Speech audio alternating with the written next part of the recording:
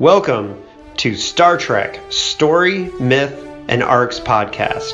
Its 5-year mission to explore Star Trek arcs and themes, seek out new story directions, and boldly tell stories that no one has told before. Hailing frequencies open, sir. This episode of Star Trek Story, Myth, and Arcs, I present to you my first interview episode. I think I'll be calling them Writer's Room episodes. Anyways, this is almost 2 hours of a Star Trek nerd out.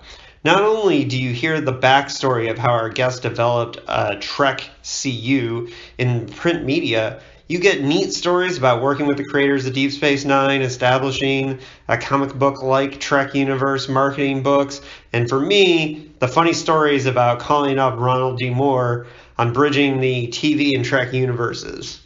John J Ordover is a New York-based stand-up comic and founder and CEO of JJO Marketing, a digital art gallery owner, and is best known, and this is most important to us, as the editor at Pocket Books from 1992 to 2003, overseeing the Star Trek franchise and all the licensed novels during that time. As an actor, he's appeared on The Marvelous Mrs. Maisel, Madam Secretary, Law and Order SVU, New Amsterdam, Manifest, and Instinct. But we're talking about Star Trek, so enjoy. All right, joining me on the Star Trek Story, Myth, and Arcs podcast is John Ordover. Is that pronounced Ordover? Ordover. Ordover, okay. No, that's not right. It's John Ordover. Oh, okay. And John, you come to us with a vast Star Trek knowledge, but let's just start with who you are as a person, and then eventually you can tell us like how you got into Star Trek and editing at Pocket Books. Well, I was rocketed to Earth as a small child and adopted by a lovely young couple in Kansas. That sounds familiar to me, but yeah. And shot to death in an alley. Explore vengeance, and then I went to train on this Isle of Amazons where I won this big tournament. Right, and we're seeing a little bit of your stand-up comedy background here coming to bear, but yeah, so, well, if you don't want to tell me about your early childhood... I'm happy to. Trust me. Somebody coming up to me and saying, John, tell me about yourself.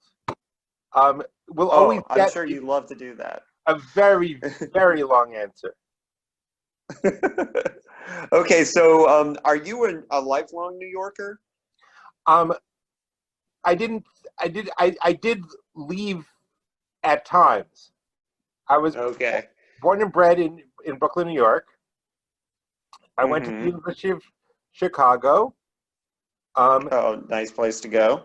And then when I finished there, my then fiance and I wound up in her hometown of Lawrence, Kansas, which is where the University of Kansas is. And she married her high school sweetheart. Right. So there I was in Kansas. Anyway, I had always wanted to write.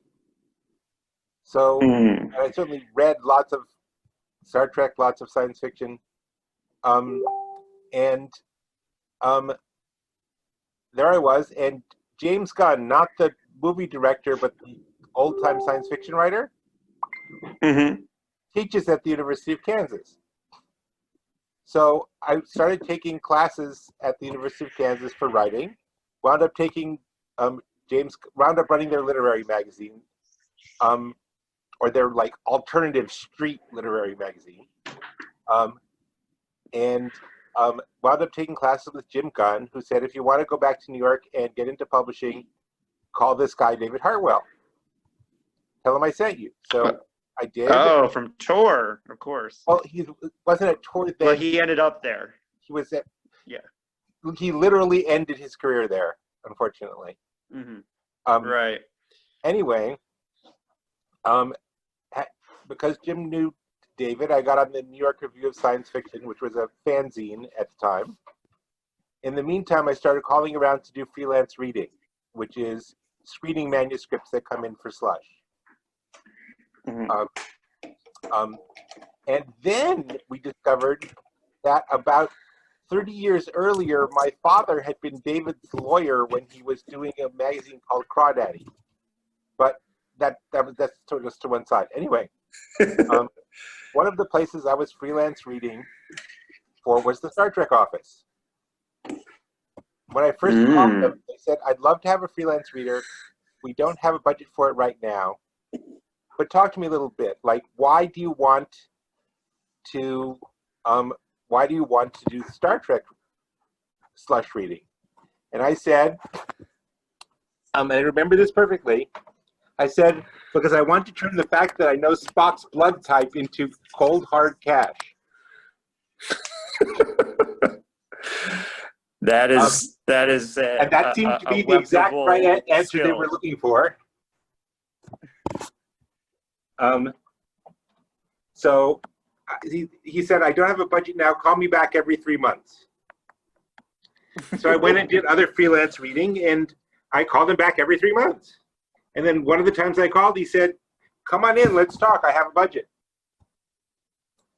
So while I was doing that, I wound up as an assistant editor at Tor, where David Hartwell was a consultant for, but also lots of other people, and that's how I sort of got my start in publishing. And then, at that point, there were 2 people in the Star Trek office. At that point, David Stern left, and Kevin Ryan was promoted, and Kevin hired me, because I'd been in and out of the office for 2 years, and we'd known each other quite well.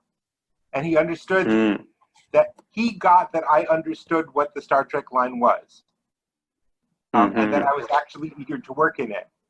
That it wasn't something I would go because I couldn't get another job in publishing. It was something I would actually love doing. And be passionate about. Yeah. Well, the bottom line is I grew up reading Hardy Boys and Tom Swift books and Three Investigators books and stuff of that nature. And I really always wanted to be part of a line that did that. That, you know, also big comic book fan, same sort of thing. Continuing stories about the same characters really appealed to me. Well, and we'll get to how you built that eventually, but did you, I mean, you grew up probably watching, did you watch Star Trek in syndication? Was that how you originally? Yes. I was born in '62, so I was watching Star Trek. I think I'd seen 1 or 2 episodes when it was first on, but as a very little kid. But no, I was one of those kids who had to be in front of the TV at 6 o'clock every night on Channel 11 watching Star Trek. Right. And I didn't even know there was anyone else who felt that way about Star Trek. Did you do any conventions or anything like that before you got? Oh, yes. Okay. An advertisement popped up in the middle when I was in 7th grade. An advertisement popped up during the Star Trek syndication, saying there was going to be a Star Trek convention.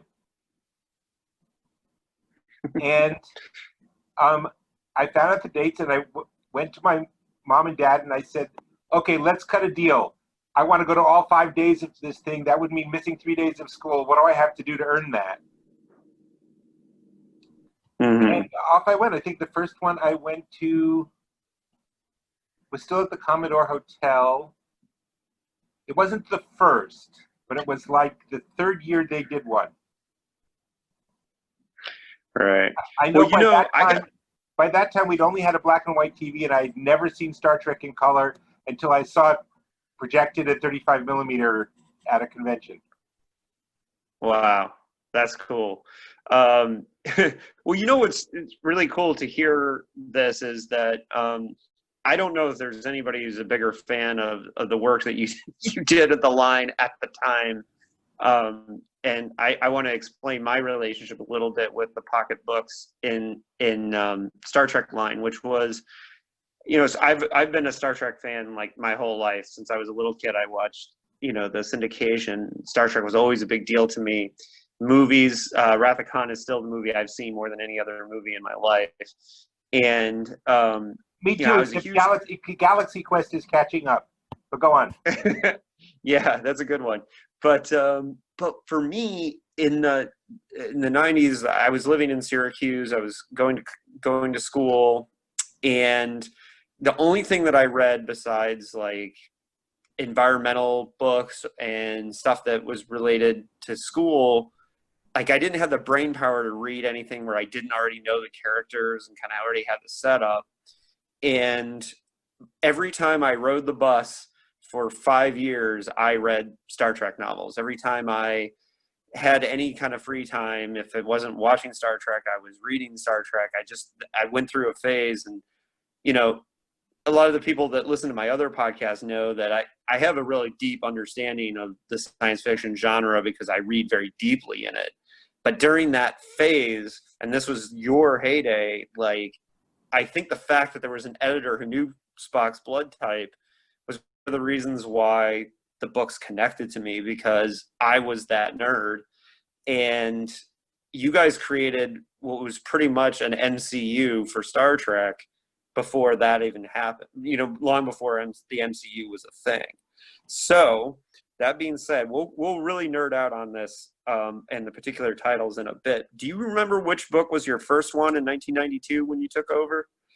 The first book that I took all the way from zero to finished book, because I came in, there were a lot of books in progress already that I had to jump into the middle of. But the first book I did 0 to the end for was the first original Deep Space Nine book. I think it was called The Big Game. Yeah. Now you have to remember that, or was it? Or was it Here There Be Dragons? This was 30 years ago. I don't remember them necessarily in the order, because you don't do anything in order. But the trouble with starting with something like Deep Space Nine is they want you to do 6 books a year, and all you have in front of you is the series Bible and the first script. Right. You guys were starting very early when you hadn't even seen the show. Right. Right. One of the things that's really important to know is that it takes about 12 weeks to take a TV show, from concept to the screen. And it takes optimally 12 to 14 months to take a novel out the door. Right. So you guys had a really interesting relationship with Deep Space Nine, because you got to see it develop really from the ground. Well, no more so than you do. The scripts that came in were always a surprise. And we were only like 12 weeks ahead of what's on screen. And here's the sort of problem that causes. In The Big Game, Odo smells something. It was later established, like 6 or 8 episodes in, that Odo has no sense of smell. But it's not in the series Bible that he doesn't have a sense of smell. Somebody just wrote that into the script when they were into that one script. And in fact, if you'll go through the entire series, I defy you to see that becoming an issue again. Right. But I had 6 books in the queue, which it was too late to fix, and I didn't even remember if he'd smelled something. Well, I mean, you were giving that attention to detail, and that's really important, because I think that's one of the things that makes it feel like a lived-in universe, like all around. And we're happy to conform to whatever they put on screen. Just cutting you off a little bit about your life story, because basically I care about me. Right. It's what really drove me nuts is, you remember that they introduced the Defiant at one point. The Deep Space Nine did not start with the Defiant as part of the spaceship. Yeah. Not till season 3 or 4, right? Right. They were very good about telling us that they were putting in a spaceship, and they sent us reference, and there were a whole bunch of books I thought I was being so clever on, in which to make them feel more current, I went in and threw in some character saying something like, "Too bad the Defiant is off in this other sector, so can't be part of this." Right? Mm-hmm. Then in the same episode they introduced the Defiant, they also tell us all the details of the backstory of Odo's people. So I have books where Odo doesn't know his background, but there's the Defiant, which, anyway, I love Deep Space Nine. I wrote for Deep Space Nine, but as the editor part of me, it drove me insane. Yeah, you crashed the Defiant, but we'll get to that. Yeah. Yeah, we'll get there. But I'm sure, like, in these early days, too, when you were first, like, you must have had to just, like, pinch yourself when you got to work on original series stuff, for example, and play around with the characters that you grew up watching. I mean, for many years it was a dream job. It's like, hey, I'm going to work today. What do I have? What's my job? I'm sitting here in the subway. I got nothing to do. I'll think up a Star Trek plot and have somebody write it. Right. It doesn't get better than that for a Star Trek fan.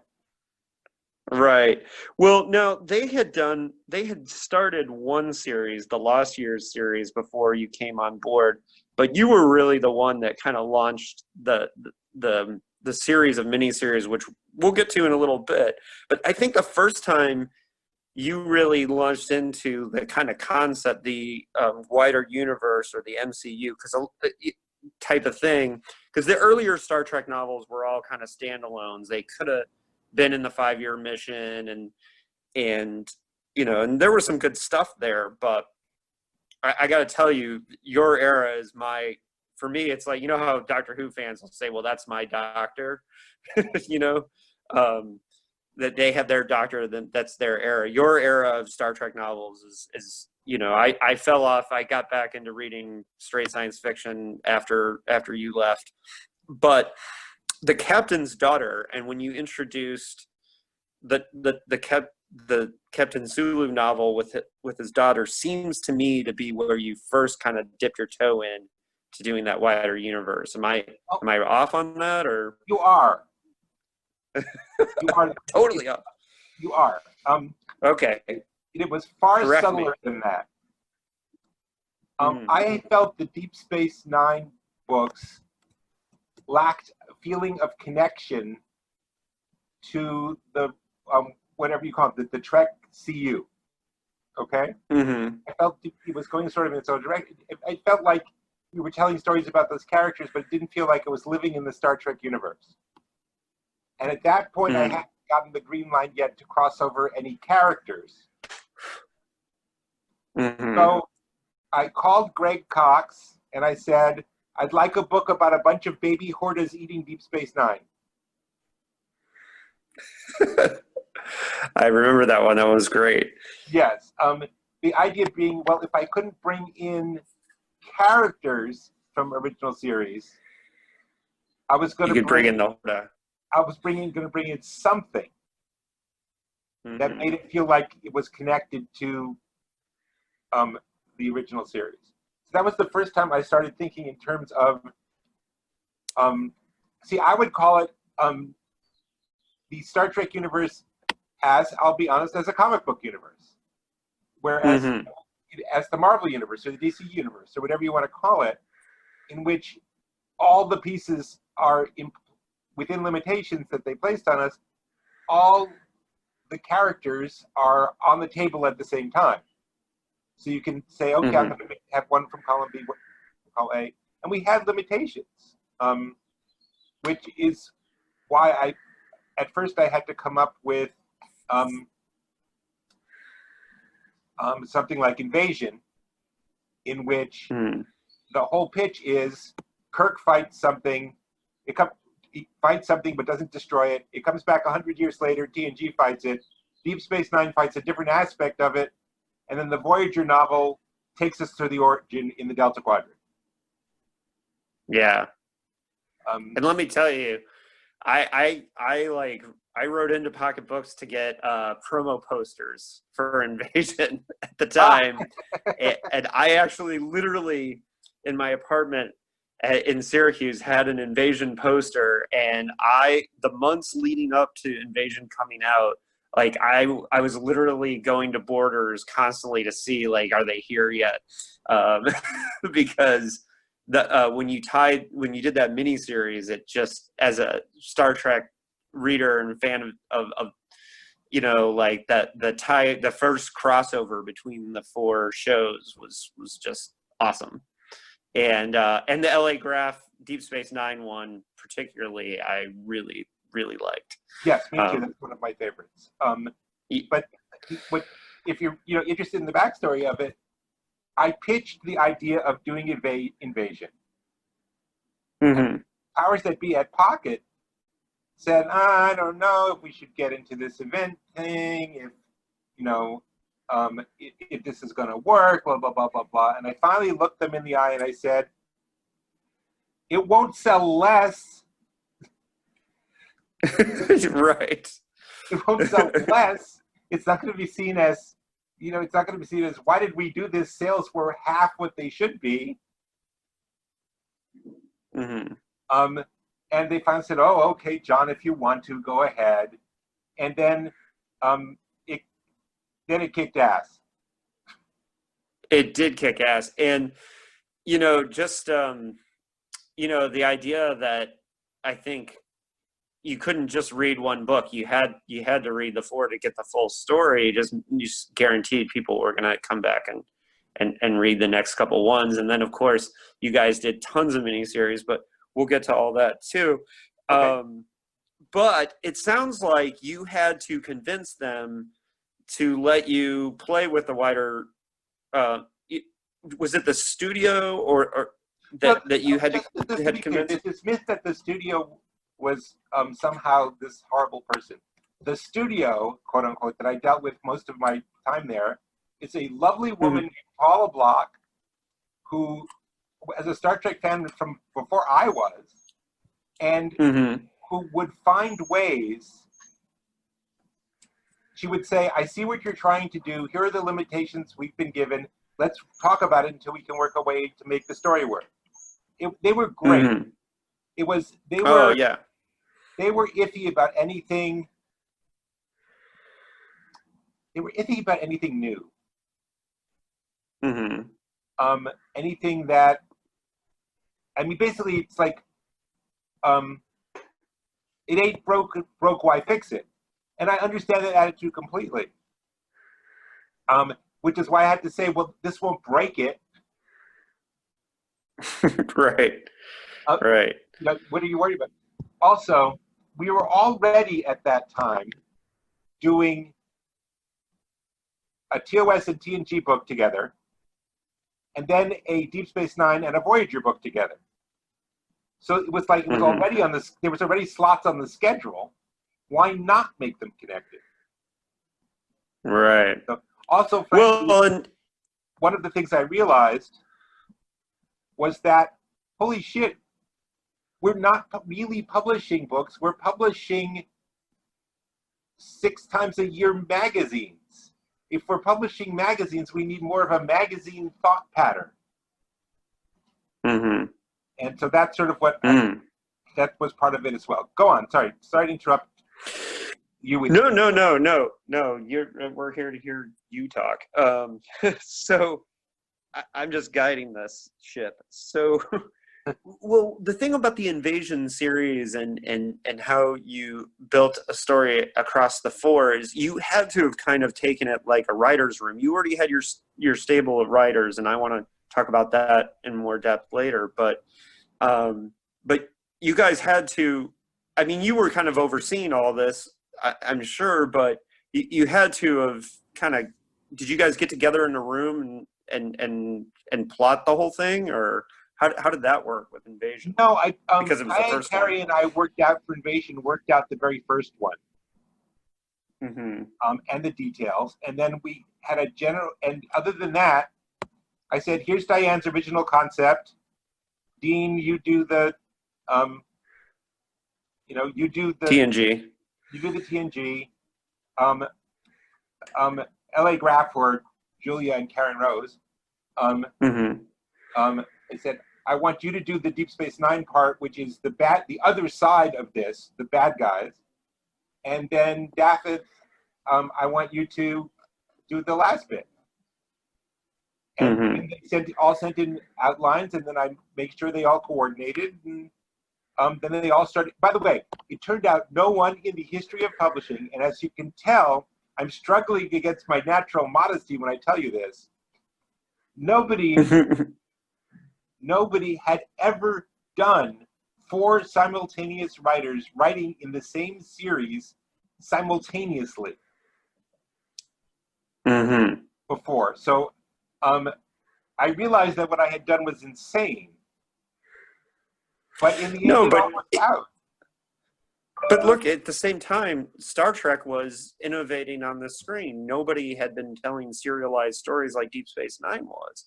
So it was a natural reflection of how the franchise was operating in the 90s, in my opinion, and breaking new ground. So and it showed, I mean, as a reader, it's one of the things, I'm a big plotting nerd, right?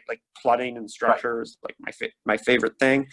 And so one of the reasons why the Invasion series was so exciting for me is because it hit that sweet spot. It's one of the reasons why, for example, another David Hartwell edited all of F. Paul Wilson's Repairman Jack series, right? Right. And the Repairman Jack series is one of my favorites, partially because it's 2 different series with 6 books in one and 15 in another, and they have the same book 1 and the same final book, but book 3 is book 1 of another. It's crazy. And it's cool to see that within Star Trek, which is a established franchise, you're doing something like that. And I'm sure it was probably influence of the editors and people that you learned from in school, right, in Kansas. So I mean, hats off to you guys, because I don't think you're being immodest when you're saying, you guys really did break huge ground with that series. And people can just throw it off as, oh, it's just Star Trek books, it's tie-in novels. No, it's a very impressive act of storytelling that just happens to be within this established franchise. And so I appreciate it, but if you want to see the true inspiration for it, look up the title for DC Comics' first line-wide crossover. Yeah. Which was? Sure. I'm not a big comics guy, so I'm a big science fiction. It was called Invasion. Oh, okay. So gotcha. So some people say too much. Some people say it was fine. I was bringing in a universe mentality that at that point only really comic books were doing. True. Comic books where the continuity nerds hung out before there was all this other continuity. Right. Yeah, it's true. And you guys were doing it early. I mean,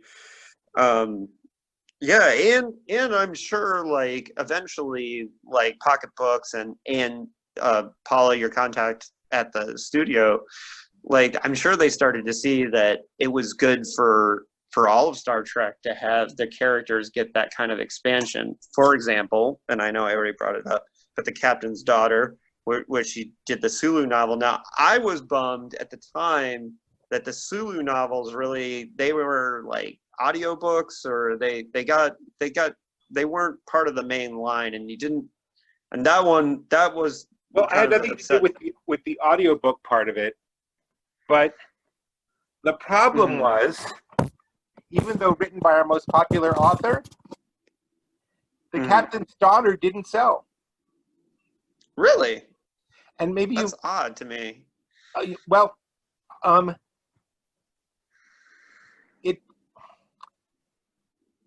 there weren't as many Sulu fans as the noise they were making on the internet. It was early days. We Right. hadn't figured out the relationship between the internet and how many people were really there. Right. So what I did, and you may not remember this, is I put out on fan circles that if I got 1,000 letters within a certain period of time, physically mailed letters, during a significant period of time, if asking for a Captain Sulu novel, I would do another one. We did not. Right. We didn't make the number. And I'm pretty positive I wrote a letter at that point. well, there you go. I do remember that happening because, and it's weird because, you know, what's funny is when we talk about all these titles, I have very strong sense memories of because I worked at the time. I worked at different health food stores around Syracuse, and they moved me to different stores around. And honestly, I remember which store I was working in when I read Captain's Daughter, which is and I have all these sense memories of reading all of them, and you know, it's just a funny, weird thing. Now, in my other podcast life, I do the Philip K. Dick podcast,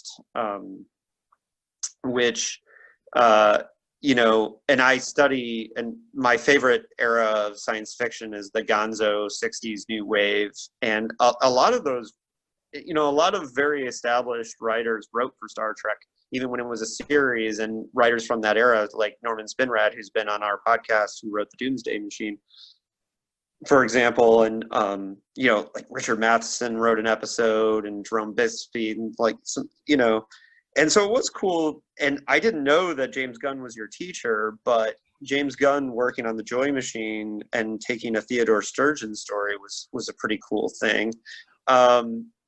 Was that originally supposed to be an episode? I've always wondered that. It was sold to the original series as a treatment. I see. Yeah. It and a couple of others that escape me now were just lying around the office from before me, and I ran into them one day, and I said, wow, I'd love to do a Star Trek novel with Theodore Sturgeon's name on it, but who am I going to get to write it? And I said, well, James Gunn. And it turned out, ironically, that James Gunn's first sold story, he sold to John Campbell, but it happened like this. Campbell said, your story is a great idea. It isn't written well enough. I don't have time to ask you to rewrite it. Would you mind if I had Theodore Sturgeon rewrite it? Well, that's pretty good first-time collaborator there. Right. So, and James, so it was absolutely appropriate for Jim Gunn to come in and essentially do the reverse with Theodore Sturgeon's book, with Theodore Sturgeon's treatment.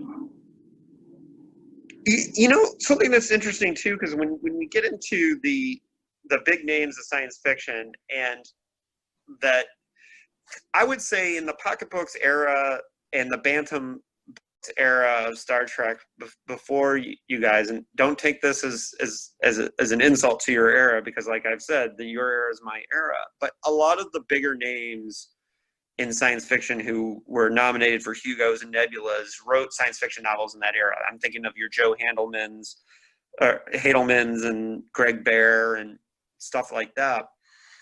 But what makes the difference between that era, and yes, they had really cool, grand science fiction ideas. I just reread one of the Hadelman ones just a couple weeks ago. And do you mean Joe Handelman? Yeah. Is it Hadelman or I was? It's Handelman. Yeah, Handelman. Yeah, who wrote The Forever War, which is one of the all-time greatest science fiction novels of all time. But in your era, you've got like Peter David, who's one of your top-selling writers, who's more known for being a comic book writer, right? Peter David started with Star Trek before my time. So I Right. And go on. but during your era, like Peter David, Michael Jan Friedman, a couple of these writers became like almost like a staple for you guys. But what I think was so great about that was they brought that down, that super nerd level attention to detail to the Trek CU, if you will, during that era, and did some really cool things with it too. Like, for example, I'm thinking of one that I always appreciated. Speaking of Norman Spinrad's Doomsday Machine, was Peter David's Vendetta, which kind of proposed the idea that the Doomsday Machine that we saw in the original series Star Trek was designed to fight the Borg, which was just a really neat idea. And then, you know, Michael Jan Friedman doing cool things like the Kahless novel, which was basically a fantasy novel, you know, set on Kronos. You know, just they were doing really cool stuff, I think, during that era and breaking new ground. You know, I guess I'm just, I don't know if there's a question there. I'm just I'm just Okay. geeking out a little bit on that. I mean, were these ideas that were brought to you, or these ones that you spitballed together as editor and your stable? Once again, Peter David's Vendetta was before my time. Oh, okay. But I mean, he did books like that during your time. I'm trying to remember Kahless. Kevin Ryan may have edited that one. Kahless. Was that based on the video game? No. That was there. I remember the one that you're thinking of with the video game, but no, Kahless was the one that had the whole, that went back and told like Kahless's whole backstory. But and it was a TNG novel. It connected to Next Generation. That's gotta have been one of Kevin's. Wait, no, I'm pulling up the cover. Yeah, that's one of Kevin's. Okay. He and Mike work together a lot. Yeah. You know, it just, I don't recall it, but that doesn't mean I didn't work on it. It just means I don't recall everything. But I no, that's fine. It was a long time ago. Was that hardcover? Yes, it was a hardcover. Okay, then it was Kevin. At that point, Kevin was doing the hardcovers and I was doing the paperbacks. So Kevin could do 6 books a year and I could do the other 35. Right. Well, yeah, and I'm really surprised that Vendetta was before your era. I thought it was, but Peter David was doing all kinds of really interesting things, and I know you guys worked together on New Frontier, which we will get to because that's really important. Did you work on the Shatner verse when I did? For yeah, quite some time. I did not do the first one, but I did the ones after that. Those books were kind of bananas because it's funny because I have a copy of the Return signed by Shatner, and it's a long story. But I have a friend who I met through animal rights activism, who was one of the kids on the Children Shall Lead, and so she got the book signed for me at a Star Trek convention. Just check. Vendetta was published in '91 before I got to the office. Oh, it was right before you, yeah. So, but with the Shatner verse, that had to be interesting because you're working with Shatner's personality, and it really showed, especially in Ashes of Eden and The Return, because there was so much. And look, I'm not anti-Shatner. I love Shatner. I think he's underrated as an actor, especially Star Trek 2 and 3. He was great. But the stories had this kind of funny tie-in to his ego, right? Where like there was this kind of ridiculous love story in Ashes of Eden with this half Romulan, very young woman that like why would she be into Kirk? I don't know. And then The Return, it always cracked me up because it was like the only thing that can stop Kirk is a Borgified Picard, right? And like that they it was and it seemed like, did you guys just make the decision with the studio and everything that was just going to be out of the continuity, that was just going to be the weird Shatnerverse, or was that just, did it just happen that way? Think in terms of power. That Shatner had the power to do that, right? Shatner could do whatever the hell Shatner wanted to do. Now, actually, we wanted to start with The Return, because Kirk had just been killed. We wanted Shatner was the only one who had enough power over the studio to bring him back to life. Right. Then Kevin, in my opinion, was put in a position where he couldn't overrule what Shatner wanted to do, which was Ashes of Eden. Mm-hmm. Really wanted to launch with The Return. Right. Because it made sense. Yeah. But in any case, then I took over with The Return, and then I did like the next 8, and I got real wacky with the mirror universe and it was. But and I'm assuming because you know it was Gar and Judy Reeve-Stevens who wrote those books, right? Yeah, I know. I'm sure he came to them with ideas, and they basically wrote, or they. That is correct. Together. That's correct. Basically, he said to them, "Think of me as the director." Okay. Yeah, I assume so. And they were in my opinion, they wrote. I think Federation is a masterpiece. Prime Directive is a masterpiece, and I love their Deep Space Nine novels. Are great, which I'm pretty sure you worked on with them. And the thing is I think actually that was Margaret. I can't believe I'm forgetting her last name. That was Margaret who worked on them with the Deep Space Nine books, on the Deep Space Nine books, because I basically look. I obviously love Deep Space Nine, and as a TV show, it did wonderful things like sudden reveals that Bashir was an enhanced person and stuff like that, right? And which was hard for you guys.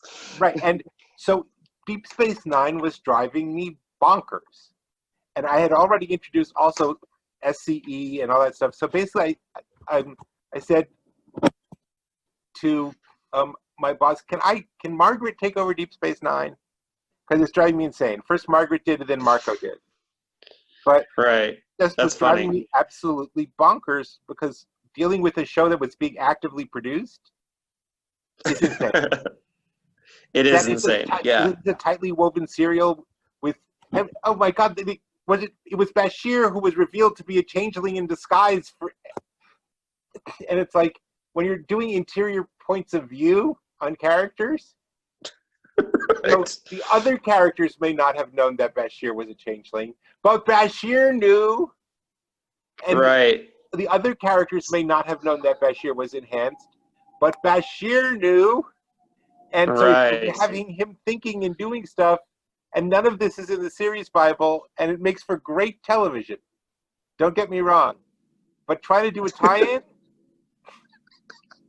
Right. No, that sounds brutal. So does that mean that you probably did not work on Stitch in Time? I did not work. Yeah. Hey, remind me, how does Federation end? Federation? So Federation ends with them, like, and big spoiler for people listening, if you haven't read Federation, skip ahead a few minutes. Let me put it another way. Which of the Gar and Judy Reeve-Stevens books ends with an epilogue where we're in the far future, and it says, in the language of the time, the ship was called Enterprise? I'm positive that was Federation, yeah. Okay, then pretty sure. But it couldn't have been, because Federation, I know that while I wasn't working there yet, Kevin handed me Federation. So it may be one of the Shatner novels anyway, because I remember specifically. It may have been. Yeah, it was one of Shatner. I remember. I don't remember which one it was, but there's a couple. I remember editorial notes I gave them that had a couple of things in it, and that was one of them. Mm-hmm. Anyway, well, they were. Yeah, and so one of the things I want to say about Federation, I'm eventually going to do a whole episode on Federation. It's the only novel I'm going to do a whole episode on, because it's sad to me because it got knocked out of canon. But unlike First Contact, which I still love First Contact, They did Zephyr Cochrane consistent correctly with the series. They didn't turn him into a totally different human being. And they continued the story, which wasn't one of my favorite TOS episodes to begin with, but they made it. Like, you know how, like, yes, I mean, people will gruff about the prequels and for Star Wars, but for me, the only thing the prequels did that was good is that they made the ending of Return of the Jedi better for me, because before I saw the prequels, I never considered that Anakin might be regretting his path, right? Before that point. Right. And then, so that changed it for me. And what was great about Federation is that it made that episode of the original series better for me, which a lot of the novels did. The Gary Seven ones that you guys did also helped make those episodes better for me. But with Federation is, I think Judith and Garfield Reed Stevens in Federation made a Khan level villain in that book, with that AI that was obsessed, or the guy who basically made himself robotic in order to chase after Zephyr Cochrane over the centuries. That's some next level stuff. It was really good. And it showed also with the yeah, but it was before you. I'm sorry. Yeah. So before I get into, I want to talk about the individual miniseries that you were involved with. But before we do that, how did you and David Mack end up writing for DS9? I mean, you guys got to crash the Defiant, and a really great episode too, by the way. Well, it wasn't crashed. If I recall correctly, in the final analysis, it was in the atmosphere of a gas giant. Yeah, they were stuck, like, basically in the that's true. Well, we had been pitching. I had developed a good relationship with the producers, and I asked for a chance to pitch, and they said sure. It wasn't any more complicated than that. We had previously sold a story treatment that didn't wind up being used to Voyager, and then we got to pitch Deep Space. We did the Rules of Acquisition. Remember that little $6 paperback thing? That that everybody said was, I can't believe you're charging $6 for this. $6 for this thing. It's not even all the rules of the acquisition. And I said, what do you expect from a Ferengi book? Yeah, you're saying, so meta. Yeah, you're saying you paid too much and got too little from a Ferengi. Welcome to Ferengi. But in the process of that, I got to know Ira Bear. Yeah. Ira Bear. Well, and it's cool that he brought you guys in. I know he, my writing mentor, is one of my favorite writers, John Shirley, who's most well known for writing The Crow, but he wrote a bunch of cyberpunk novels in the 80s. And Ira brought John in to write an episode too. So do me a favor, ask him if he sees any real difference between the Crow movie and the first John Wick movie, except the Crow explained why he didn't die from bullets. No, seriously. I saw John Wick. I said, I've seen this movie. It's The Crow. Except the Crow was established as invulnerable, and John Wick just sits in a chair for half an hour, shrugs off 6 bullet wounds, and goes back to what he was doing. Well, you know what's interesting from a narrative and storytelling thing. John Wick was originally written to be an old man, and they wanted Clint Eastwood to do that. The original version of the script was written for a guy Clint Eastwood's age. Well, that turned into, and that must have turned into Red. Yeah, pretty much. Well, Red was a Jack Ketchum novel first. You're talking about the one with the dog? Yeah, that was a novel first. Jack Ketchum, Dallas Mayer, who just recently passed away, actually. Yeah, he had written, that was a novel first. But, we're getting sidetracked here, which is easy to do. So you wrote a Starship Down, and then, and there's some really great, especially the moments between Kira and Cisco are really great in there. And it must have been a total thrill to see you were used to having books on the shelves, but to actually see one get It was shot. it Must was have an been. amazing experience. It really was. Yeah, So I start out bet. watching Star Trek and then have your credit on a Star Trek episode was amazing. Um, Yeah. um, Even Deep Space Nine that drove you crazy. yeah, hey, they paid me. In any case, I'm talking to Dave on the from my car on the way home. And Dave was saying, I just watched Das Boot for like the 37th time. I wish there was a way we could turn Das Boot into a Star Trek episode. And I said, of course there is. And There, so of course, there is. that's how we pitched it. And Well, that's a TNG. Yeah, TNG did. Let's do Manchurian Candidate with Geordi. You know. And, yeah, well, yeah, they did. there's no news. There's no completely new stories. Right. But I said, and I pitched it to Ira Bear, and he said, I've been looking for a way to do Das Boat as a Deep Space Nine episode, and you just handed it to me. Great, we'll buy it. Awesome. That's great. Well, it's a matter of coincidence, and it's only a Paper Moon was developed over the course of 3 years. We initially pitched it as a Cheers episode with a bar fight. where somebody was like not wanting to leave the holodeck. Well, that aspect of it didn't come in till like the 37th revision.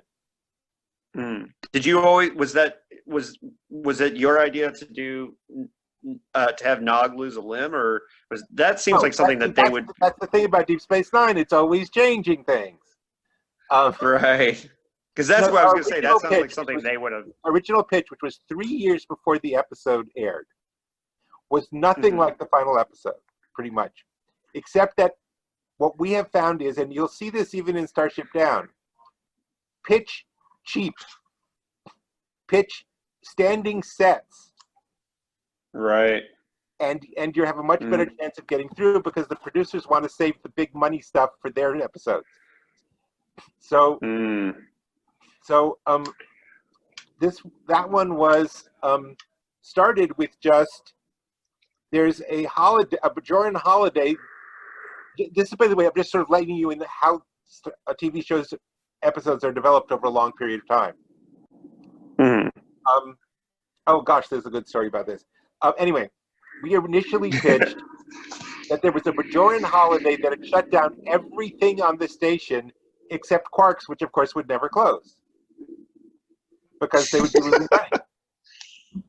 And we put in some Cheers episodes. We put in a Cheers episode. We put in a Monty Python routine.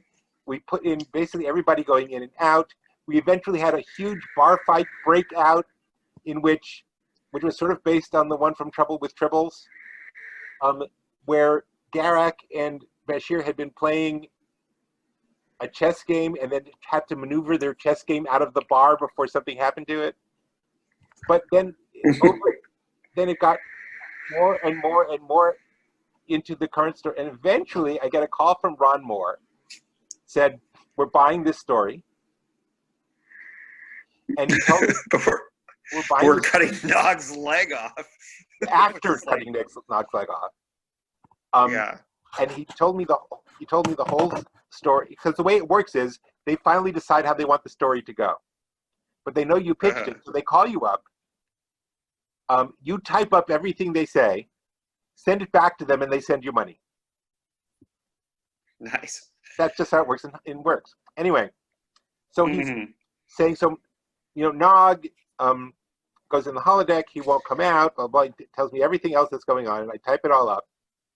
And we get toward the end, and I said, "Okay, Ron. So, why doesn't Nog want to leave the holodeck?" And Ron said, "How do I know, John? It's your story." and then I go, "Okay."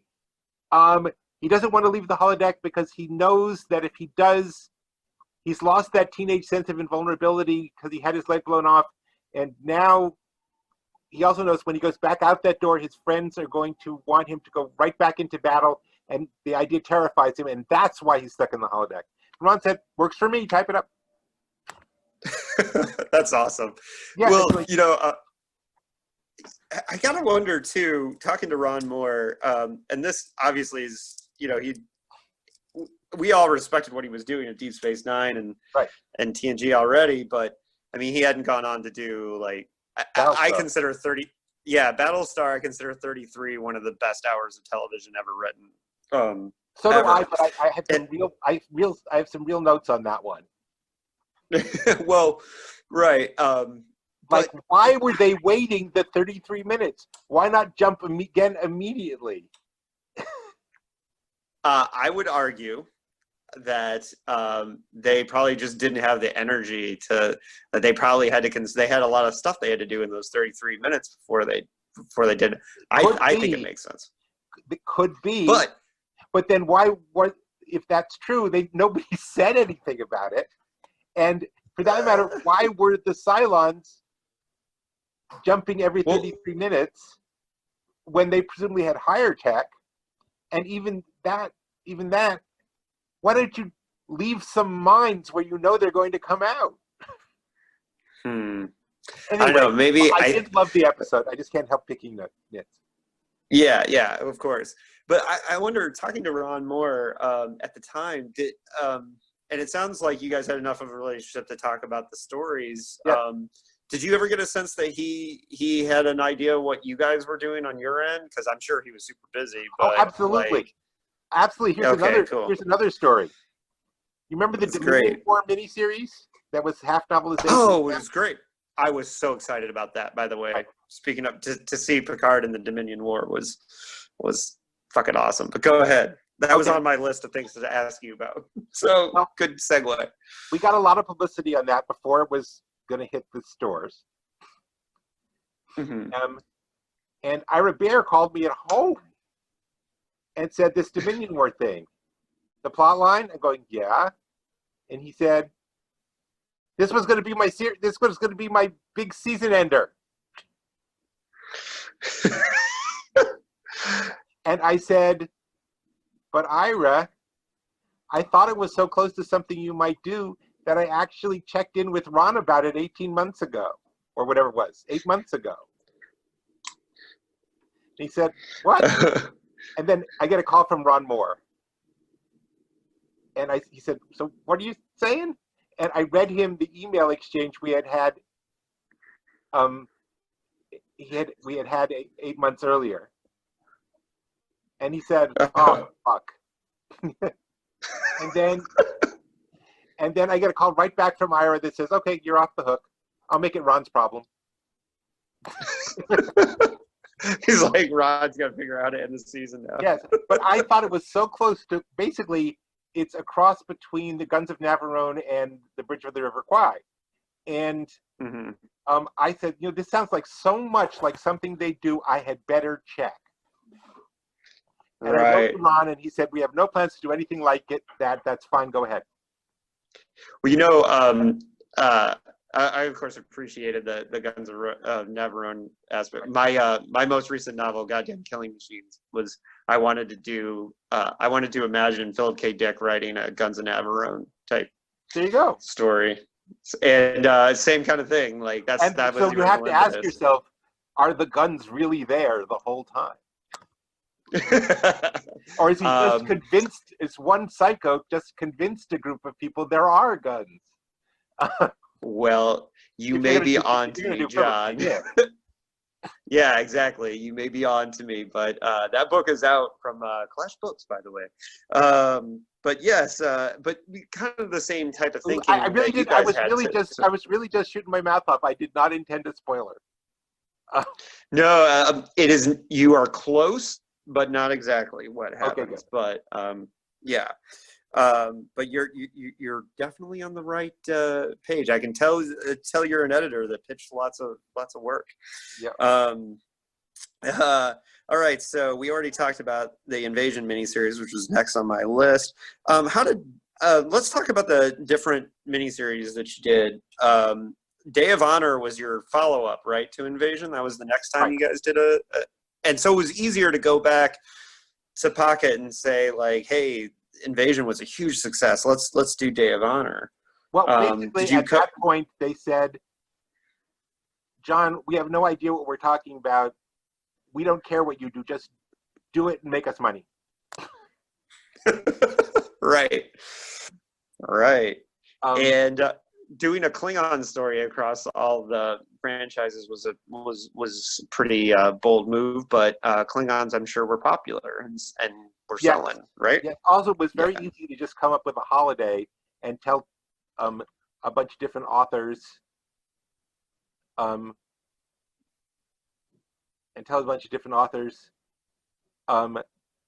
here's this holiday, here's what it's like. Go with Come up with something. Yeah. Right. And then they don't have. Yep. And Day of Honor became canon because it got tied into a Voyager episode. Did you guys pitch that to them? I said, I told licensing that I wanted to see if that this was going to be our big summer release, and I wanted to see if Voyager wanted to tie into it at all. Mm-hmm. The Voyager show. And they said, no, don't bother them. You'll get them involved, blah, blah, blah, blah. So I hung up on licensing and called Jerry Taylor. And I said, listen, I'm not saying you have to do anything about this. I'm just saying that if I were the producer of a show and there was going to be a poster pushing this series in every bookstore all summer long, that if I had a show ending in the fall, starting in the fall, I might want to at least know about it, so I had the option of tying in. And I pitched her the Day of Honor, and she did it. Well, and you had a relationship with Jerry Taylor because she wrote Janeway's backstory for you guys with Mosaic. Right. Also, she had bought a pitch from us earlier, so she knew we weren't, Basically, what they want to know in Hollywood is that you're professional, you understand how things work, and you're not insane. Right. Well, and speaking of that, with Janeway's backstory, I just found out yesterday because Janeway and I share a hometown, Bloomington, Indiana. Okay. And Bloomington just announced that they're putting a Janeway statue up near City Hall. That's cool. That the future home of. So shout out to Jerry Taylor, who and Mosaic, which was a great hardcover Voyager book. But so Day of Honor, it was cool. You guys tied that together, and then next you guys did the Captain's Table, which was even bigger, like a bigger thing, but was also very kind of mystical, like how it happened. Okay, here's the development on that one. The Star Wars Cantina book had done really well. Ooh, I bet. Yeah. And it really brought home that a space-time bar is a standard science fiction trope, or at least telling stories in a bar is also a science fiction trope. Mm-hmm. That Star Trek had never done. And I thought, first of all, we should do one. Mm-hmm. And then it's like, so what would it be like? And I said, well, if I wanted to be crossover, it would have to be kind of, did you ever read The Weapon Shops of Isher by A.E. Van Vogt? I just read Null A for our podcast, but I have not. Those were it was a short story series about a planet would be in crisis of some kind. And suddenly, down some back alley, there would be a shop called the Weapon Shop. And basically, it would go in and supply all the needs of a revolution. And this would appear where it was needed to, any time, any space, any place. And you could just, you would find it, would just be walking along there it was when you needed it. There was also...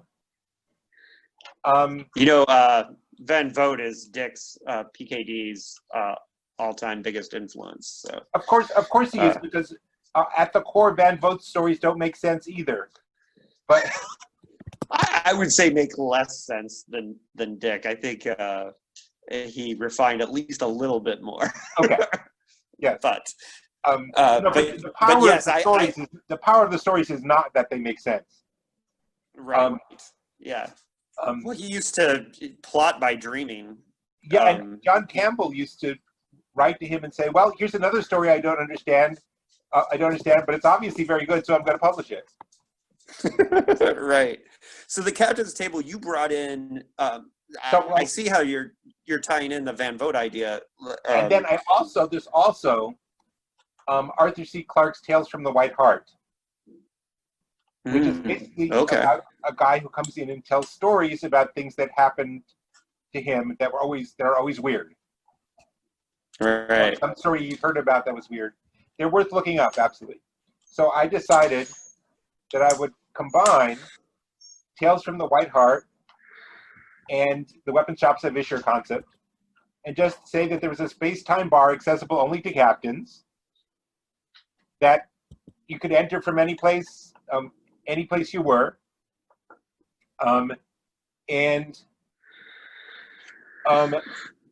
what I didn't realize at the time, although I should have, but in process it suddenly occurred to me, oh my gosh, you're not a comic book guy, so you may not know this, but there's Munden's Bar in the comic book series Grimjack is exactly that. It is a bar that you can enter and leave from any place in space and time. So the first thing I did was call John Ostrander and apologize. Well, that's no problem. He didn't think it was an original idea to him either, so that's great. Then since there was always a drunken lizard alien in Munden's Bar, we wrote a drunken lizard into all the Captain's Table books as an homage. And in fact, if you have access to the poster, I think the lizard is in there somewhere. But that poster, it's a fantastic poster. It's a fantastic poster. In the background are the authors. Peter David's back there, all the authors, Diane Carey's back there, all the authors are back there. That's cool. I never noticed that. Set up the photo shoot that would let that be possible. But then, God damn it, I was too sick to go. So I didn't get to be on. Oh, that's a bummer. Well, and you worked in other captains. That was the way that you got another Sulu story, right? Exactly. And wasn't, and Pike was there, right? He had a novel too, I believe. We were getting so many advance orders for that, they asked me to extend it. I put up on this is back in the Genie days. I put up on Genie, I need a pitch for a Captain Pike novel. It has to be very seafaring oriented. And I need someone who can turn it in 6 weeks. Hit me with proposals. And Jerry Oltion hit me with a proposal that was close, but not quite what I wanted. So I called them up and we kicked around stories. And I said, listen, what I've been wondering is, what is the evolutionary history of those giant space-going creatures we're always seeing? It's my thought that they evolved in the upper atmosphere of gas giants. And Jerry said, you're shitting me. I just did a panel where I said space creatures probably evolved in the upper atmosphere of gas giants. So I said, okay, I guess that settles it. You know the date. Start writing. And we worked out the story. But one of the theme of the Captain's Table is that since the stories are being told first person by the captain, they get to be embellished. They get to be a little over the top. They get to be the kind of thing you wouldn't expect necessarily. And they went for that. I said, listen, this is a story within a story. This is a story they're telling. for all we know, they made the whole thing up just to tell a bar story. Right. But we get a little more leeway. And frankly, I thought Peter David's book in that one was the best book he ever wrote, and that includes Imzadi. Yeah, he wrote the New Frontier book. Which one? The New Frontier, yeah. When we're going to talk about New Frontier here in a second. Just maybe a little bit quicker, because I want to talk about New Frontier for a while, because you developed your own character. But okay. Some of the other ones that I really want to hit on are obviously New Earth was a big one. That was probably your last big project, right? No, the last big project I did, and I left before it was all done, was A Time To. Okay. So, but New Earth was the Lost Years, and spun off into another series. All I remember about it was, it's easy to remember the things you got in trouble for doing. The first book is Wagon Train to the Stars, right? Right. Yep. What I had thought to myself was, well, the original pitch for Star Trek was Wagon Train to the Stars. So let's do it. What if we actually saw a colonization event? What if the Enterprise was leading? We found a new planet. We want to settle it. And there's no other life forms. We want to settle it and then protect it. And I called the first book Wagon Train to the Stars, which resulted in us having to slap the Gene Roddenberry credit on everything. But that was the idea. I don't think that one worked out as well as I had hoped, but the idea was to create another point in space that the Federation had a desire to protect. Okay. And then we already got ahead on a couple of these, but the Double Helix series, that was a big one. That one was like, a lot of different titles to tell one story. That seemed like a pretty bold one. Yeah, it was a bit of a stretch, and I really wish the covers had turned out better, because in the end they wound up looking like color forms.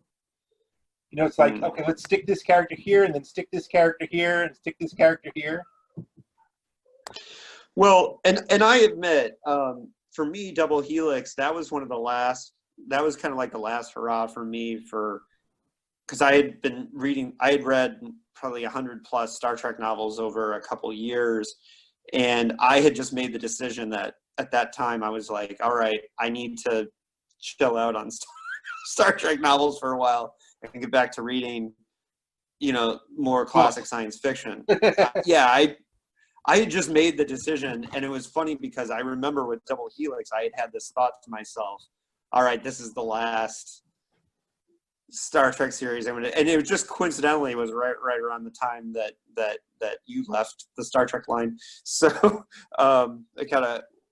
we kind of went together. But so I have a lot of affection in my heart for the Double Helix story, because I thought, and I had just moved back home to Indiana, and so I have, again, the sense memory of that. But and then one other one that I don't want to go too hard on this, but I do think it's, and then I want to do New Frontier, because that's where we're talking story and arcs big time.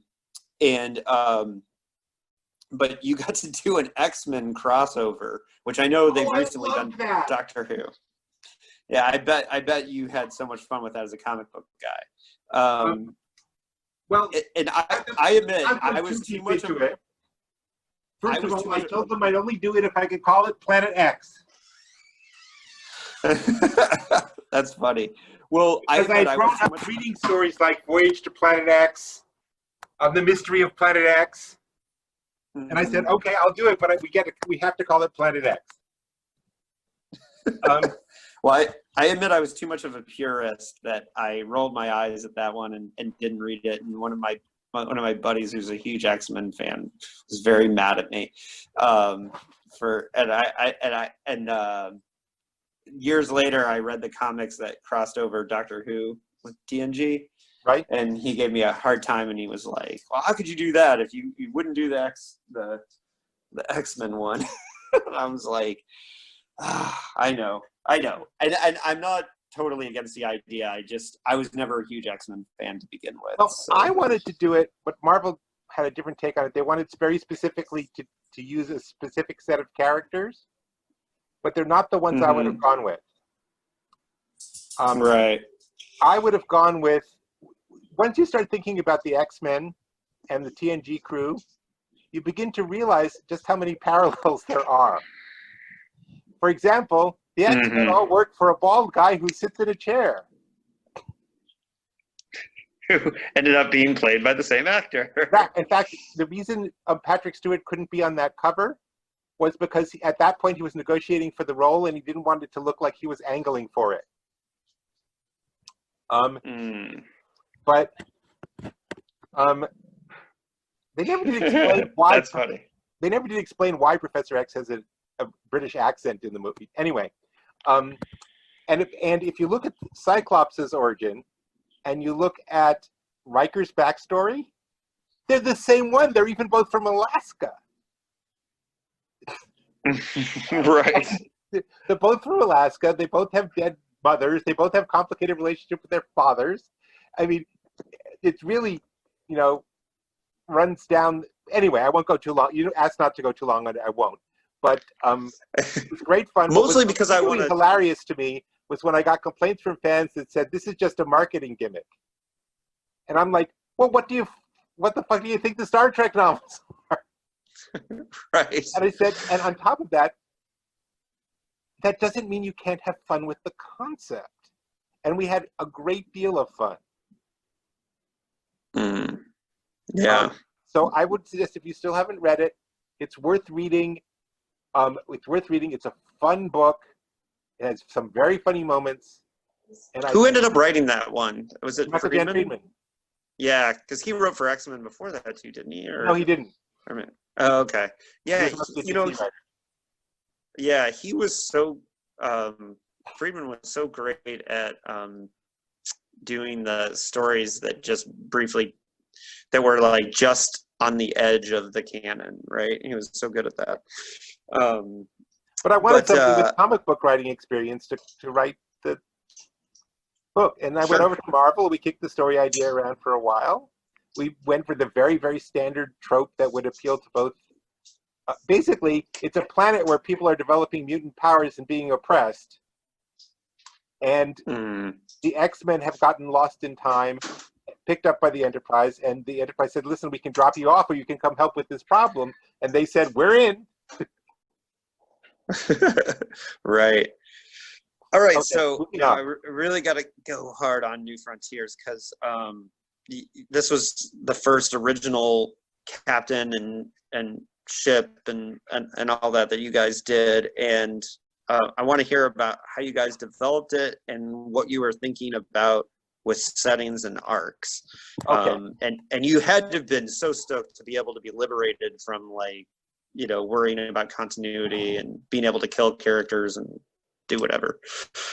Yes, if there's one failing in New Frontier books, it's that we didn't do enough of what we could have done. But here's the mindset. We had been getting lots of bad comparisons to the Star Wars books because at the time there was no Star Wars coming out from Hollywood that conflicted with the books. So they were official canon or extended universe or whatever. And we were getting a lot of crap that our books weren't the same kind of thing. So I said, okay, let's create our own ship and crew. So we have free reign. Exactly that. So we can create a continuity. And I pitched it. It took a long time to get through all the things. Peter David and I worked it out. He wanted to do Calhoun. I told him I wanted a much more swashbuckling character than we had seen because we had these very internal captains. Let's see something more out there. I told him I wanted somebody who'd been kicked out of Starfleet and then brought back. And I wanted a political situation that modeled what was going on in the world in that time, which is that the Soviet Union was collapsing. Okay, there's this area of space equivalent to the Soviet Union has collapsed. and we're getting streams of refugees coming out of it, and we have to send a ship in to see what the hell is going on, because our treaty that said we couldn't go there is now collapsed too. So now we need to go and see what we can do to help, because we're Star Trek. Mm-hmm. Right. And Right. and then I went up to Peter's house in Long Island and we sat down with him and we worked out a whole bunch of details. One thing,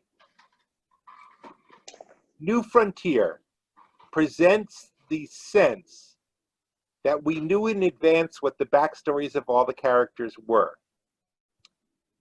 For example, we finally get to Calhoun's background and how he left Starfleet, and why he left, and what he was doing before then, and all that kind of stuff. We finally get to that in the New Frontier Captain's Table book, and it looks like we're finally revealing the thing we had in mind all along. Right? We had nothing in mind, except that characters should have some sort of interesting history that we didn't really know very well. Mm-hmm. He let that develop organically. And let it develop organically.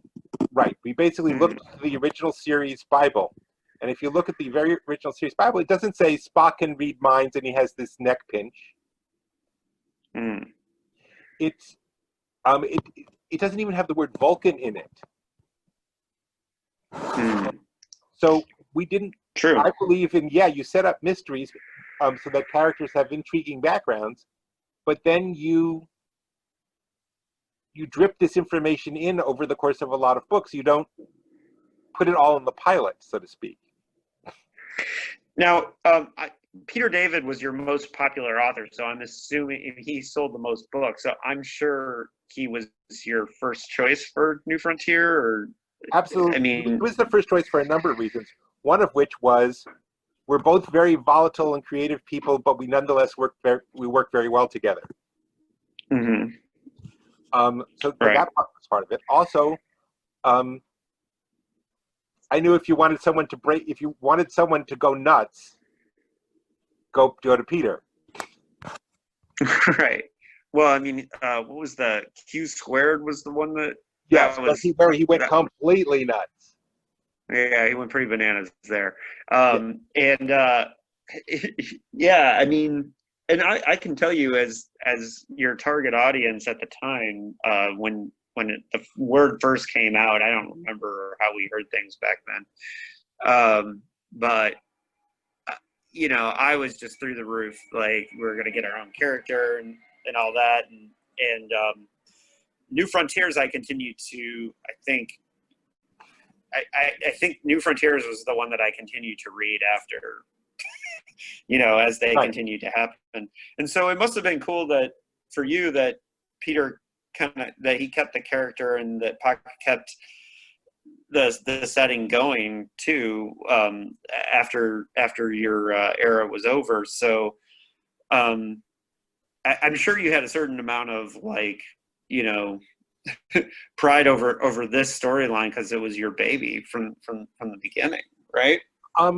It's always nice to create something that creates a legacy, even when it passes out of your hands. In fact, it's more powerful if it passes out of your hands and keeps going.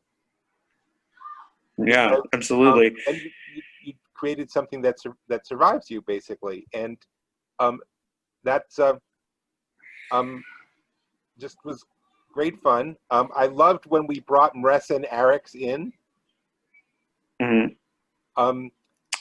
from the animated series. Right, that was awesome, and there's probably less discussion with bringing Erickson than Shelby, though. I'm sure there was some talk with the studios about taking Shelby was actually the studio's the licensing's pick. They said we want a couple of characters from the show in these books, so that it makes it more clearly a spin-off under the license. And we said that's fine. So we picked Shelby and Leffler. Yeah. So that was no problem at all. And that was a good choice too, because her 2-part episode, her character was so well defined from the get-go. You had so much to work with just from that one episode. And we knew just how irritating she would find Calhoun. That too. Yeah, that's true from the very beginning. See, and that's the kind of thing I want to talk about on this podcast is when you're setting up story, a lot of times, and this is my problem that some people have with talking about Picard, is that they weren't happy that the characters had so many flaws and things, but that's what sets up the conflict, and that's what makes the drama flow. And in the New Frontier books, the fact that Shelby is such a by the books go-getter who probably from the beginning wants her own command and doesn't want to be under a guy who's been kicked out of Starfleet, that is an automatic arc and tension that you guys baked into the story from the very beginning, and that's one of the reasons why New Frontiers works, in my opinion. With regard to Picard, I loved it, and not just because I went to high school with both Akiva Goldsman and Michelle Hurd, who plays Raffi. Wow, I did not know they went to high school together. With you, and they got to go to high school with you. Yeah, that's how I think about it. Yeah. Akiva was 2 years ahead of me, and Michelle was 2 years behind. And we went to the same school. We all went to the same school for 12 years. That's cool. It just Star Trek family. Yeah. Oh God, the last conversation I remember having with Akiva was me. I was at a Star Trek convention. He was selling science fiction paperbacks there, and he said, "Hello, Ordover, buy something." That's funny. I think his work on Star Trek has been underrated, actually. And I wish that the third episode of Discovery had been the pilot. I'm actually going to do an episode of this podcast about why episode 3 of Discovery should have been the pilot. Well, it should have been, because you didn't need 2 episodes of backstory before you start the damn story. If there's if it's a fundamental rule of writing, it's start the story at the start of the story. Right, and I likened it the other day as imagining Escape from New York with an additional 2 hours of Snake Plissken getting arrested before and I was like, you don't. But on the other hand, if they hadn't done it, we wouldn't have Evil Giorgio. Well, I think it was followed up on well. Yes, they did do that well, but I still think the Battle of the Binary Stars would have been better as backstory. They got melded into the season. Basically start with the story and then drop pieces of the backstory in as you go along. To me, is always the optimum way to go. Yeah, absolutely, and I think one of the things, and I've taken up a lot of your time, but I'll get towards the end here. Don't worry. Well, for me, one of the reasons why the Star Trek novels from your era worked is there was a strong sense of story, of knowing that there was a plot and a structure to everything. It didn't feel haphazard. I'm an outliner. I don't believe in pants writing. I'm not a pantser, and I don't like pantser writing. I think it's one of the reasons why, as amazing as Stephen King is, a lot of times he writes himself into holes he can't get himself out of.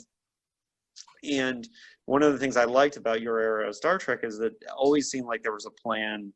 I always felt like I knew that the story was going to, even if it took me to surprising places, I felt like it was understood to a degree where it was going. I know you said that you guys didn't have a plan for Calhoun's backstory, but I think you at least had a direction. You knew you guys were going. Right? I guess what I'm trying to get across is that having a preset direction isn't necessarily as important in that kind of storytelling as it is to have preset interesting things. Mm-hmm. Yeah. As a random example, just off the top of my head, you keep hearing over the course of books that this particular character has an amazing collection. You got to see his collection. It's amazing. It'll blow you away. but you don't actually, you take a while, you say, okay, now this is the book in which we finally tell people what the hell it's a collection of. You don't have to think in advance of what it is. You just have to trust yourself to say that when we reveal this, it will be worth revealing. And if we can't think of something, we just won't reveal it until we do. But that's more for serialized storytelling. That's if you're telling, an excellent example is Norm's wife on Cheers or Maris on Frasier. We never actually see them. Right. But they're strong presences. But I want to bring up the Eugenics Wars. Okay. Yes. I had them on my list. Yes. Okay. The Eugenics Wars was, and now that was interesting because it was already outdated history in our universe. So that was also a bold move. But wise to bring Greg Cox in, who did such a great job on your Assignment Earth's, your Gary Seven novels, I thought. So, well, yes, Eugenics with Wars. Assignment Earth, and this was the interesting, we reached a point in the book where we were stuck for a reason why Gary Seven, etc., was so important to the past they couldn't just put him in jail. Right. And Greg Cox called me up and said, okay, I need something really important that means they have to let them escape. What is it? And we talked it over for a while. And in Assignment Earth, there's the line, they were pivotal in the overcome of one Khan Singh. And then I thought about that line for a while and said, okay, God damn it, it's time we do the Eugenics Wars books as Gary Seven books. Because he's the only one established in canon as existing at the time period when we would need him to. And then I had a call to make, which was a tough call, which is either we split Star Trek off into a separate universe where there was a Eugenics Wars in 1992, or we find a way to take current history and weave the Eugenics Wars into it. And if we chose option A, we would be saying the Star Trek universe is not our future. If we choose B, we're maintaining the sense that the Star Trek universe is our future. So I actually called up Ron Moore again and said, what's your feeling about this? And he said, my feeling is very strongly that we need to maintain that Star Trek is a possible future, that was woven into it from the beginning, and we need to keep to that. And I said, got it, that's what we'll do. So that's why we had Greg Cox driving himself nuts working the Eugenics Wars into history. And as he likes to say, Bill Clinton does not get the proper credit he should have for how he handled the Eugenics Wars. Right. Now I'm wondering why specifically. There was a lot of people you could have called over at the Storytelling Brain Trust. Why Ron Moore? Why was he the one that you called? I mean, I think I know. But yeah, well, partly it's just he was the most deeply seeped in Star Trek fandom over there. And partly because he'd take my fucking call. Right. Okay. Yeah, I see. Whereas I was probably still pissed at you for taking his season ender. Yeah, exactly. I mean, basically, I really wanted, it was the sort of thing I really wanted to run by the student. I really wanted their creative input, not that it wasn't like I want to get their permission to do this. You wanted the input of what they wanted were to know how they felt. Because I knew that whichever option I chose, I'd be pissing off half the fandom, at least.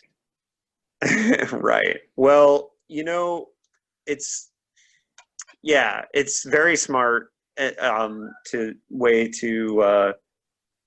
To go is to all be on the same page, basically, too. But yeah, the Eugenics Wars too. What you're right, and I was wrong to skip over that because it was an incredibly bold thing for you guys to do, to try and fit that into history. And I'm sure not all the Star Trek readers were like wanting to read a Gary Seven novel that had to be historically accurate. I mean, I loved it at the time, but I'm sure it was because it's not. I'm sure there are some readers that just like, we're not on the Enterprise, we're not in space. What are we doing here? You know.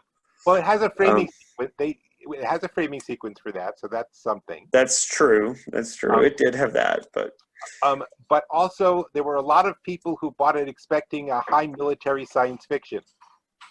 Because it does have that wars thing in the title.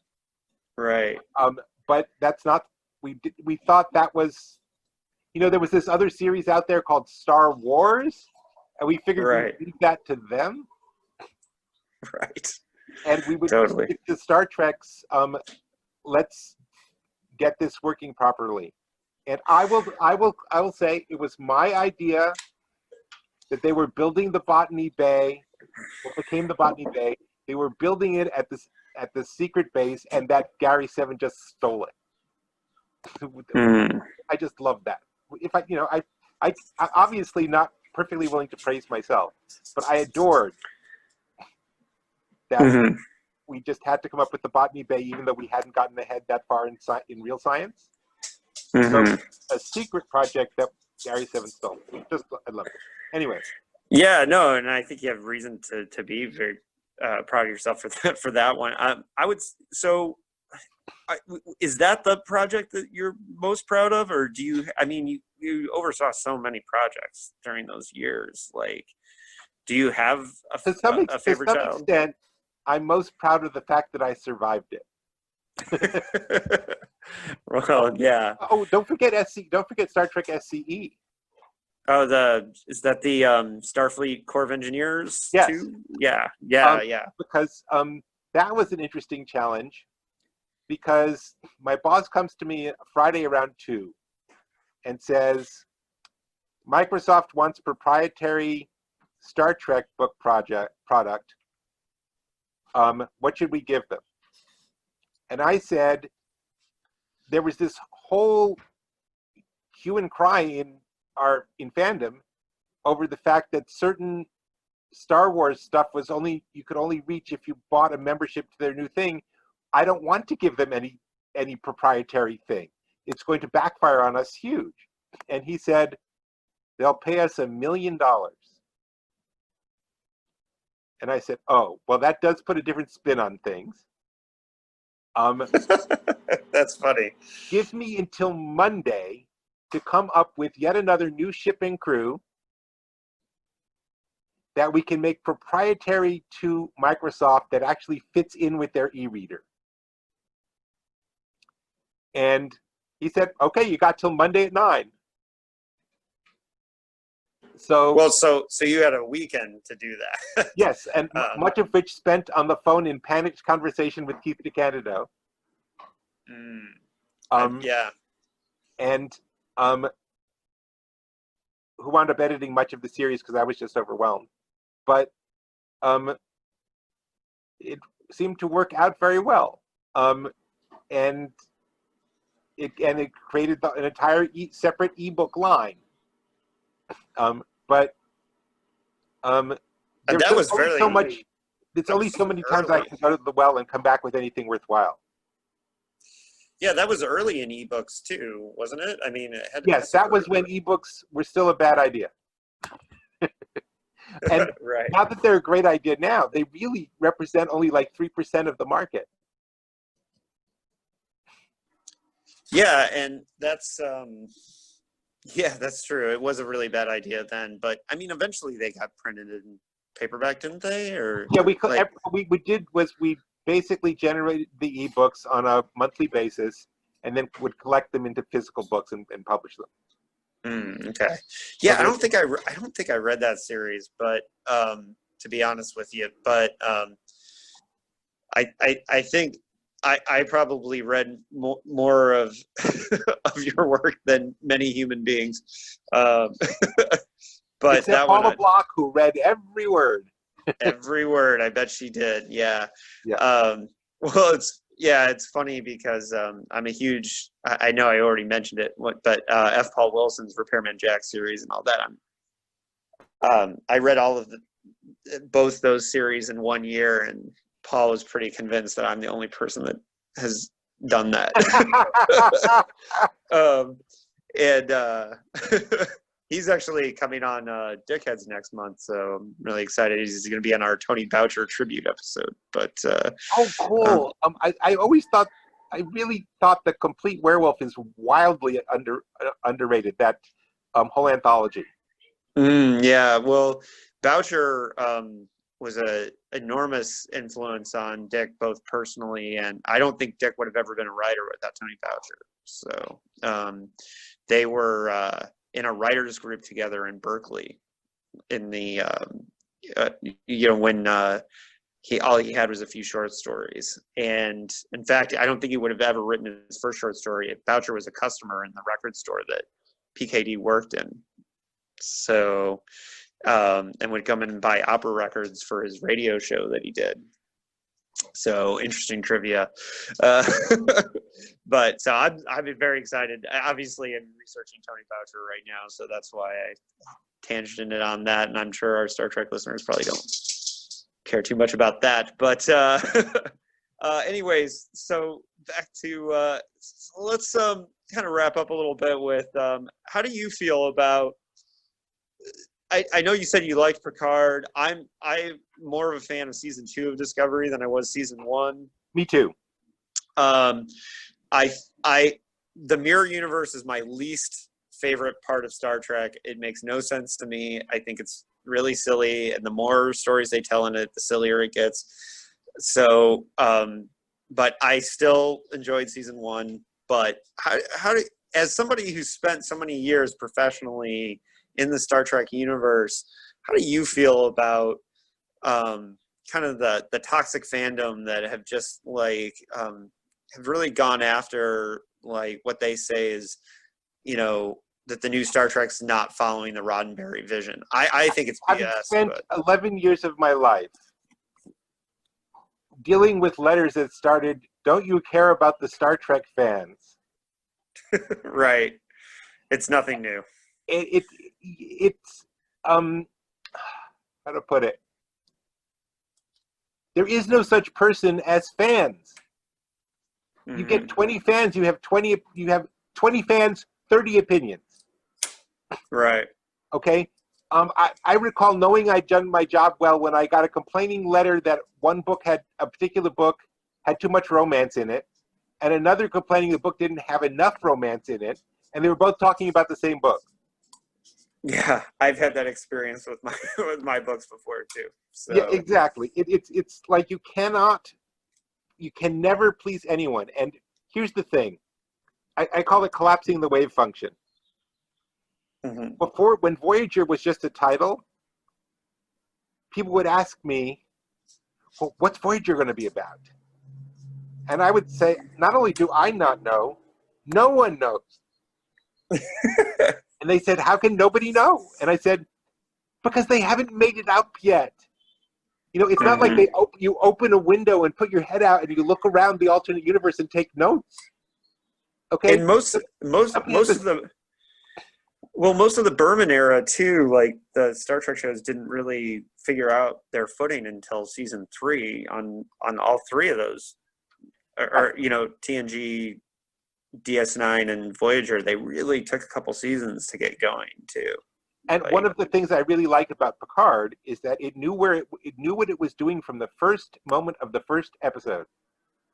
Yeah, well, and I did a commentary for this podcast about how I think that the writers learned all the right lessons from Last Jedi, and I really do. I really do believe that, because I think one of the best things about Picard is that they allowed him to be old, vulnerable, and they allowed the Federation to be in shambles. The one thing I wish they had done more of was to directly tie the economic distress to the Dominion War and to 2 Borg invasions, because then it makes sense to me that the Federation would be like not in good shape, right? Give them time. See, what I thought that I saw from the beginning was that the story was fundamentally about how no matter how idealistic the society says and thinks it is, it can go in the wrong direction, and sometimes one man has to stand up and drag it kicking and screaming back in the direction it promised itself it would be. Exactly. And I saw that immediately. Mm-hmm. Oh, and by the way, I checked with Michelle Hurd. We are in the middle of a pandemic, but Patrick Stewart is being kept on a desert island and fed by trained dolphins. In order to make sure he's ready. To make sure that he's able to come back and do the next season of the show. That's great. Well, and listen, this is a really great nerd out for me, even though like most of the books from your era are ones I haven't read since they came out, and I made my divorce from reading Star Trek fiction. Well, I gotta tell you, I got a lot out of it. I married my assistant. Well, that's great. We've been married for almost 21 years now. That's fantastic. Well, and I still have a lot of love for books in that era. I am going back and reading Trek a little bit here and there now. I wanted to read Greg Bear's and Handelman's because I thought Handelman. Look at it. It's how it's spelled. It's Joe Handelman. I don't think there's an N there, but okay, I'll go with the editor on that. But I am kind of slowly kind of getting back into it, and I know I'm going to reread Haldeman. We were both wrong. It's Haldeman. Okay, I think I was closer, but okay, you were closer. It's Haldeman. It's Joe Haldeman. Yeah, because I know I just read his World Without End just a week and a half ago, but I'm kind of coming back slowly to check out a few of them, and I'm definitely going to do that episode on Federation. But during the '90s, like the Star Trek books were everything to me. They were more fun. I was more directly connected to those than I was the actual shows during that era. And I can tell you that I'm severely dyslexic, and it took me a long time to feel confident enough to put my writing out there. So I never submitted to the Strange New Worlds anthologies. But throughout the 90s, I would constantly come up with ideas for Star Trek that I would write down, and I never envisioned myself. I never daydreamed about writing for the shows at the time. I always envisioned writing Star Trek novels, right? Yeah. Because I always that was my connection to it. Now, let me tell you something. I cannot spell, and I cannot physically write with a pencil. I was not even able to move in this direction until computers came out, and I was able to type well enough for the spell checker to know what word I meant. Yeah, well... So I feel for you. Just going in this direction despite what seems almost insurmountable obstacles is something I know very well. Mm-hmm.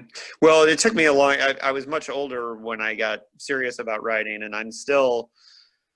I'm 100K into the current science fiction novel that I'm writing, and it's funny because one of the reasons why I started this podcast is I joke with my friends all the time that I would cut off a toe to write for Star Trek, right? And then I realized that I probably will never be in the position to do that. But what I can do is have fun doing this podcast, looking at how storytelling works in Star Trek and still explore those notions. For example, I'm going to do an episode on if I was writing the Pike show, how would I write it? How would I do it? And just to have fun. That's part of the idea of this. And, I've got plenty of my own fiction to keep me busy, but I think it's so much, it's something that Star Trek is such a wide and beautiful canvas that it's great that we're getting new stories. And I really, it really bothers me that the toxic fans, I don't love everything, I did not like the Kelvin movies. That I don't think a lot of serious Trek fans did. But at the same time, I thought the first one came very close, but it needed me to edit it. Right. And Into Darkness was the real crime. Yeah. But let me pass on to you some writing advice Gar and Judy had when they were asked what was it like to sit down and know you're going to write a 150,000 word book. And they said, it's really not that big a deal. Almost all the words are in the dictionary, and 17,000 of them will be the. That's right. Well, all you have to do is open a dictionary and get the words in the right order. Well, John, I'm going to have you back to talk more storytelling, because one of the things I want to do is I want to pick certain episodes and like do deep dives on them. So I'm sure I'll want to do a deep dive on your DS9 at some point. And if there's any episodes that you're like, I'd love to nerd out and talk about that one, be sure to hit me up. You know how to get a hold of me. Hey, if you ever want to spend 6 or 7 hours trying to figure out what the hell the alternative factor was about. It's funny. That is definitely, people talk about Spock's brain, but the alternative factor has got to be worse. It's got to be worse. It's got to be worse. Speaking of which, though, if you want to get in touch with Greg Cox or Keith to Canada or David Mack or any of the Star Trek writers, just let me know. Yeah. Facebook. You probably Facebook friended most of them anyway. Yeah. Most of them I have. Yeah, I have a few other connections I'm going to call in, but for that is for off the air. But I really appreciate the time. No, I had a blast. David, and it's a pleasure to meet you. Yeah. Star Trek is such an important part of my life. I think I learned how to tell stories by doing Star Trek, so it's one of the reasons I wanted to do this podcast. And I'm having fun doing the dickheads, but this is something so fundamental to my ideas as a storyteller. So, all right. You're bringing me back to my teen years. Why is Star Trek so important to you? Well, why isn't it important to you? Right, exactly. All right. Pleasure. I'm not going to hang up off the call, but I'm going to end this recording. And thanks for joining us. All right. Right. That was great. I had a blast. Yeah. Yeah, John, that was great. So one of my connections is my cousin was an executive at Disney for years and years and years and years, and is her husband is best friends with Robert Hewitt Wolf.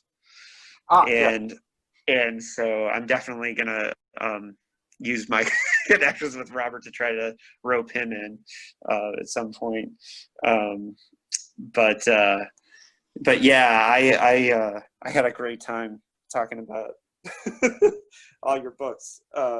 Seriously, this is a big we never moment even really, for me. We mentioned it, but we didn't do any deep dive into Strange New Worlds. Yeah, that's true. But we'll have future endeavors. But